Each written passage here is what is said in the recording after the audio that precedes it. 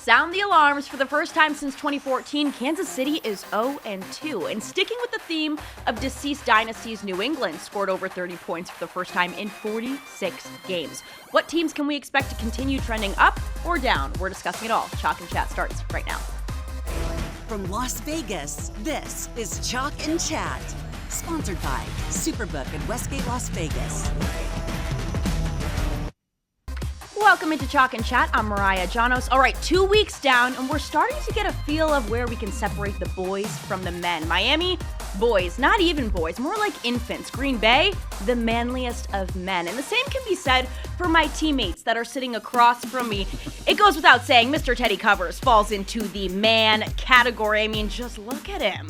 Now, as for his counterpart, Fat Jack, that's still to be determined. See, but I'm leading boy right there, specifically the boy that gets picked last for kickball at recess and then starts a schoolyard brawl because of it. You could not be further a truth. I was one of the first picks in kickball always. The brawl still happened, though. And a lot of people are ugly in 12 and 13, and then they grow into real nice-looking adults. And what were you? Well, neither. Okay. I started and I plateaued, but a lot of people do elevate up, like some of these teams might do heading into the middle part of the season. All right, well, we're going to talk about it coming up on today's show. Great segue there. How the new kickoff rules actually have an impact on weekly wagers. Plus, there are some sketchy lines out there ahead of week 3. The guys are going to tell you what to watch out for, and we're getting deep into the prop scene. Not only are Jack and Teddy going to war, but we're also examining which coach the odds suggest is going to get canned first. But let's start with the games that had us all dazed and confused in week 2, Teddy. Sure, dazed and confused. Tough beats. Yeah. Again, like every week. Denver versus Indy. The announcer says the game's over. Denver wins. And then like 5 seconds later, oh, there's a penalty on the play. Instead of a 60-yard field goal, it's a 45-yard field goal. Indy gets the win. Denver backers not amused. Arizona leads 27-3 against Carolina. And then they kind of fell asleep. Next thing you know, they're life and death to win the game. Carolina converts 4th and 16. Tough beat if you had Arizona in that ball game. KC, touchdown pass to Kelsey. Oops, not a touchdown pass to Kelsey. Instead, Kelsey bounces it off his hands. Interception the other way. Boom. That's a tough beat if you had KC. A 10-point turnaround on that one play. What about Jacksonville against Cincy? You win the turnover battle. You knock the quarterback out of the game. And then you find a way to lose it at the end on another bit of insanity as happens. Then, of course, let's not forget Monday night, Houston against Tampa. 4th and 10. Baker escapes. Next thing you know, Tampa comes down and scores with, 10 seconds on the clock? Not even? Yeah, those were the highlights. And Jacksonville was absolute BS. I mean, the pass interference before was as big a problem as what happened at the end of the game. But it gets back to that point where we can never reiterate this enough. Don't overreact. All right, this is pro football. You're going to have these. You're going to have some good ones. You're going to be on Carolina sometimes. Sometimes you're going to be on Jacksonville. So it just depends on what side. Those will even out. And the way you react to it is going to have a lot to do with your long-term success, or don't react to it, which is more important. I was going to say, trying to predict what's going to happen the following week, that's how you beat yourself, right? No, exactly right. I mean, the following week, you don't want to overreact to what you saw before. Is that what you're saying? Yeah. Yeah, you definitely can't follow what you saw. That's the number one rule for how not to handicap is, well, that happened last week. That's definitely going to happen this week. But how you react within that same day. How many times you heard about the guy losing all of his money on Sunday night because of what happened Sunday in the middle afternoon games? That overreaction will cost you so much long term. And look, we all eat bad beats sometimes. We do. And not to say I'm not grumpy as anybody else when something rough happens in one of my games. But you have to compartmentalize, take your moment, yell, scream, don't kick the dog, but have your moment, and then come back and function appropriately moving forward. And, of course, it also speaks to betting with your head and not over it. We talk about bet sizing. You know, if you have too much money on a game and it's a bad beat, those will ruin your whole week. You know, those will ruin your whole year. That's kind of the evolution of sports gambling also. I mean, before I used to take the TV and throw it through the window. I was going to say, you don't function appropriately ever. No, there's a lot of spinning, a lot of running. I went through remote controls like they were literally disposable for years and years. But the evolution is you understand that this happens good and bad. You'll only remember the bad. You're only going to remember the time that you had the wrong team. But if you go back and add it up, they're going to even out. All right. Well, last week we talked a lot about the totals and how the under went 12-4.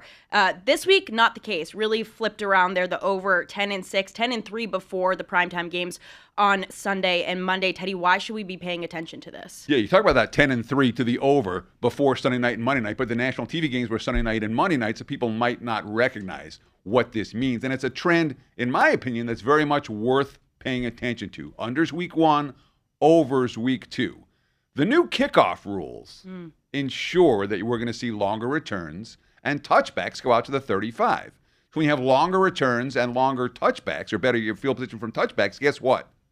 That means once you get the ball, like 1 or 2 first downs, you're in field goal range. And let's not forget, in the modern era, kickers hitting 50-yarders, 55-yarders, 60-yarders. You know, Aubrey hit a 64-yarder But missing from 20. Certainly, and I would say this, certainly the range has gotten longer, and there is some validity to that, but I think it's TBD on why we're going over. We're going to find out. Is it the new kickoff rules or something to that? But I would say, if you look back at last week, 8 of the 10 games that went over were over. They had more scoring in the second half than did the first half, particularly the fourth quarter. That could as much be by fatigue, not being in midseason form, not tackling as well. So it's to be determined whether we're going to get what we saw in week 1 or these new rules are actually affecting the totals consistently. Yeah, that fatigue certainly setting in the early weeks, especially with those younger teams on O-line. We saw it with New England in week 1.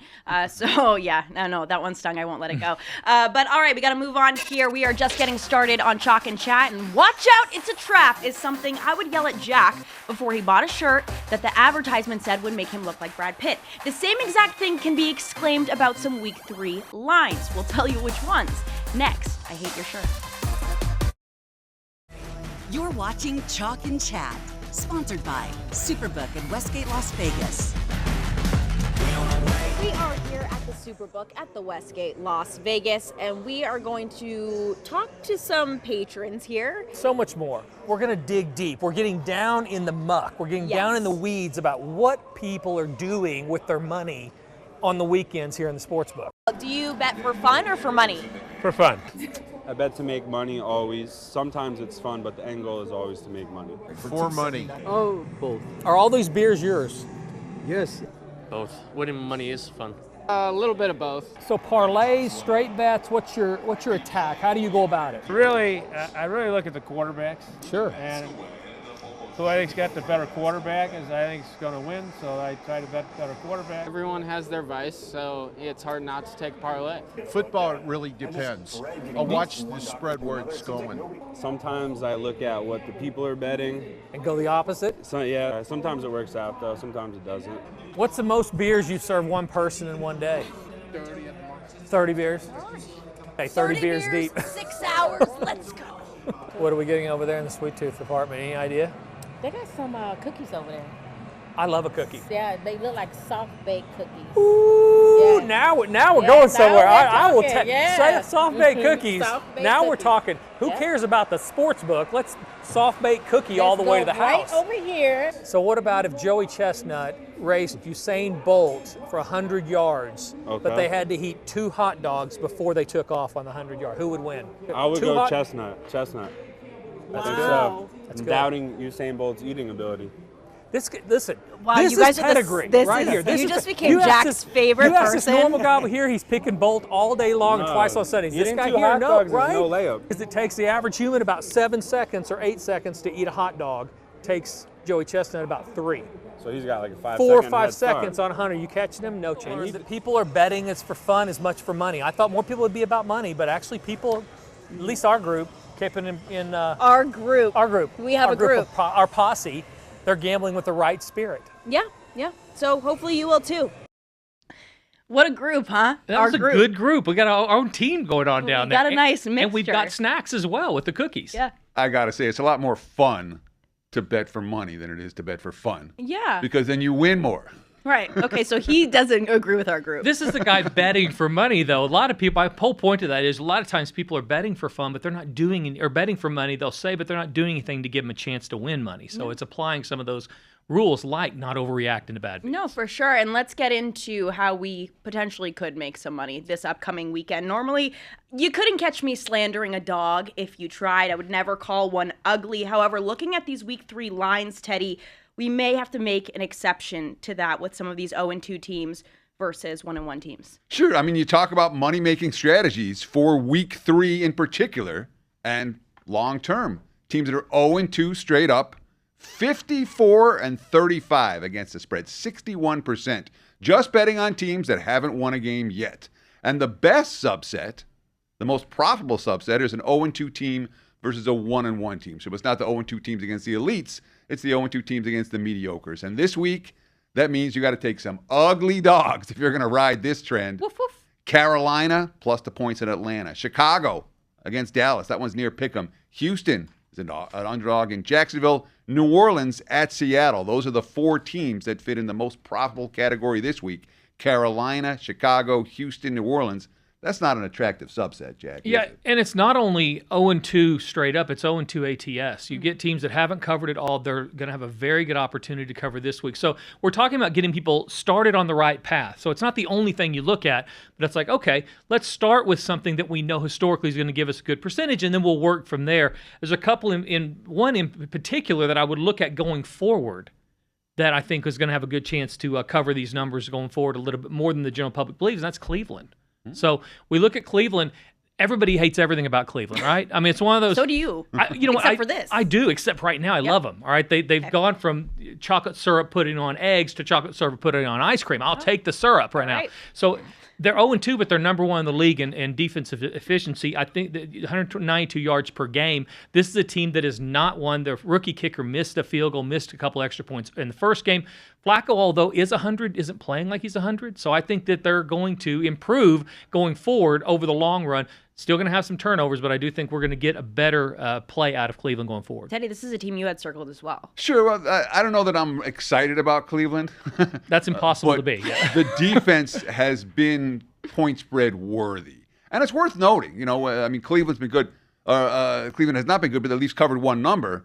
The 2-0 teams, the teams that are supposed to be the best in week 3, 42-48, just 47% ATS. So they've not been money winners, the 2-0 teams, when it comes to week 3. They don't kill you, but you don't make money with them either. Yeah, similar to last week where we had 1-0 versus 0-1. I mean, it's about the parity. It's where you start early in the year. And am I going to be wearing a Cleveland jersey? No.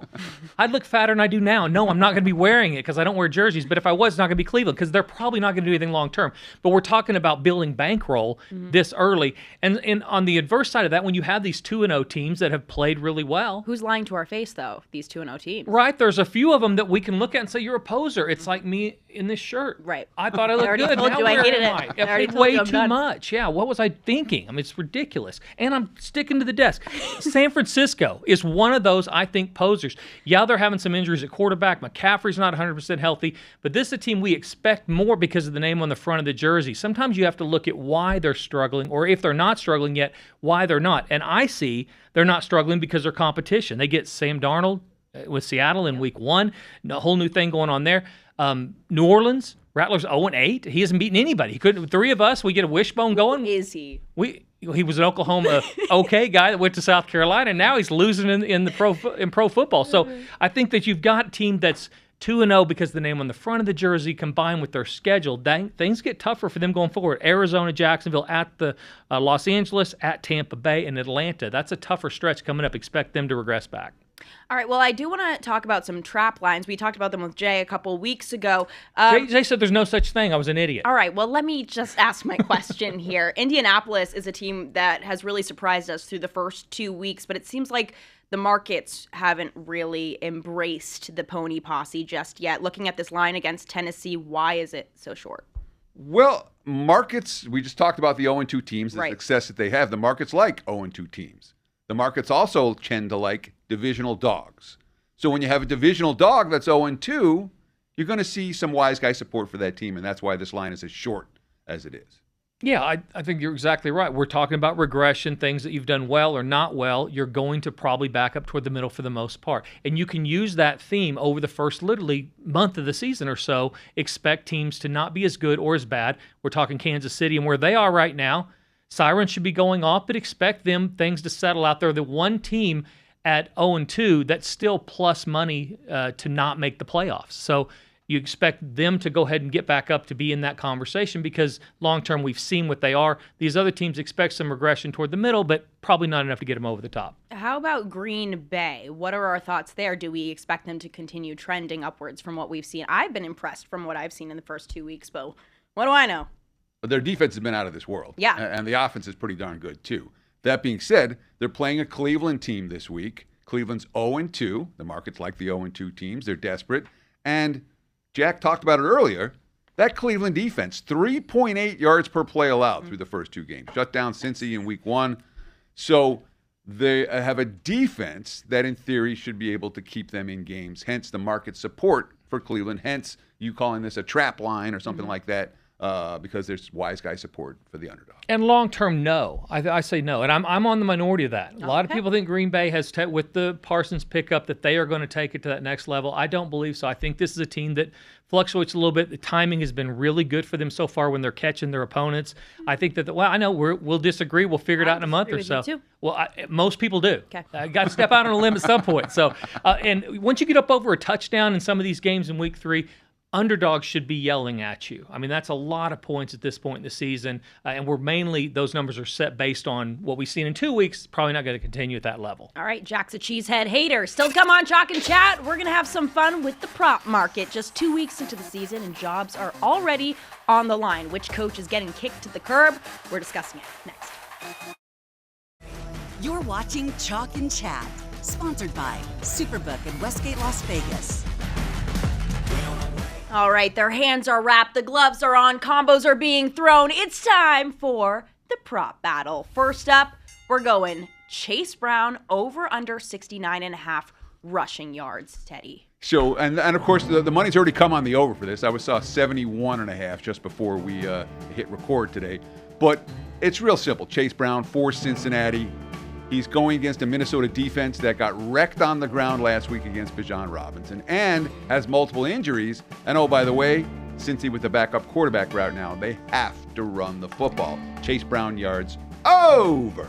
We've been talking for 2 segments about not looking at what we just saw and reacting to it. It's a backup quarterback who played pretty well last week. We got a lot of body of work last week. I think they're going to continue throwing. I think they're going to score some points. Also, Brown's been about 45 yards a game to this point, so that would be a huge improvement. Expect Minnesota to clear up their defensive line, stop the run a little more efficiently, under the total in Chase Brown. All right, well, Minnesota also ranked 30th for opponent rushing yards per game, but that's okay. Next up, CeeDee Lamb over under 81.5 receiving yards. Don't even. Low-hanging fruit, all right? CeeDee Lamb, 100-plus in week 1, 100-plus in week 2. We know he's going to get the targets. The highest total on the board for Sunday is Soldier Field in Chicago. Could see some rain, slippery field. That's not bad for receivers. That's worse for DBs.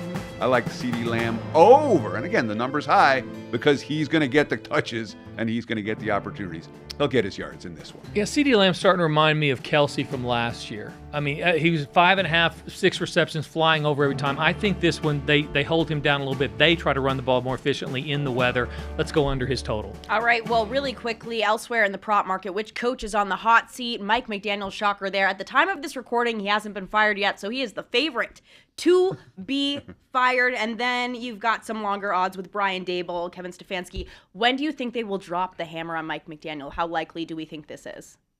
Week 4, right? I mean, I think we make it another week as long as they cover this week. And if they don't, then he might be in trouble. But if they get through this week, I think it's at least week 4. Also, Miami's ownership is not that quick to make a change. I don't know where they're going, so I think I'd give it a couple more weeks. I'll say this. He could be fired by the time the show airs. Okay. Very possible. Yeah. So Jack's giving him a little more breathing room. I'm a giver. All right, I'm showing some grace to a bad coach right now. I am. Okay. I'm expecting more from him. Okay. All right. Well, we'll see what happens. I'm expecting more from the both of you in the next block. Why? Because we have our best bets on the way, getting you set up for the weekend. Stick around. You're watching Chalk and Chat, sponsored by Superbook in Westgate, Las Vegas.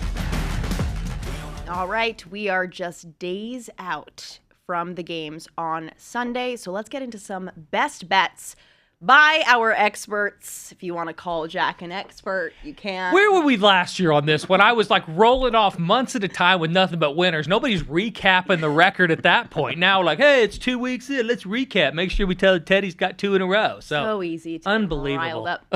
All right, take it away, Jack. What do you got for us? Well, what I don't have is Travis Kelce missing the ball again in the end zone. I mean, Gotcha. I can only do so much. I don't get to play. All right, let's look over the total in this Dallas-Chicago game. We've talked a little bit about it. It is very intriguing because Dallas not only scoring a bunch of points, they've been really good on offense. Their secondary is very bad. I mean, we saw that with New York. And Russell Wilson is able to throw the ball down the field. I think that Chicago will have some success doing that as well. The weather, as Teddy said, helps receivers. They know where they're going. The defensive backs don't. Also, Dallas 7-3 the over their last 10. Chicago 4 their last 5 have gone over. And in the series, 8 in a row to the over. We're going to go over the total in Dallas-Chicago. Okay. And Teddy, what do you got for us? Well, Philadelphia just finished their big game, not revenge, their big game rematch against Kansas City. Now they're facing an opponent in L.A., who has playoff revenge. And if you remember, on the road to their title last February, the only team that gave them a battle was the L.A. McVays. And I expect more of the same this time around. So you have playoff revenge for L.A. And let's be honest. Yes, Philadelphia is 2-0 right now. They've not been particularly impressive thus far. I'll call it early season mediocrity. This is a team worried about January and February, not worried about September. And Philly just beat KC. It's a letdown spot for a team that struggled at home against the spread. Philly 0-1 at home so far this year. They went 1-4 to open up the season at home last year. And I think LA gives them a game. Give me the McVays plus 3.5 in Philadelphia. The McVays. I love it. You wonder which has been a worse prop bet for the books in the Westgate, is CeeDee Lamb over his total or Puka Nacua over his. Those two guys, it's auto bet, and they seem to always get over. So Oh, yeah, absolutely. Especially if you got them in fantasy, too. good to have the right guys. It's a real nice week for you. What do you guys do on Sundays? Do you watch the games? I feel like you post up and watch the games. I feel like you don't actually watch the games sometimes. I don't know if that's an insult or not. I It don't know. sounds a little like an insult. I mean, I actually we're having a really good year, and yeah, I watch Well, parts of the game. I mean, yes, I'm watching the game. all right, well, we will catch you guys next week.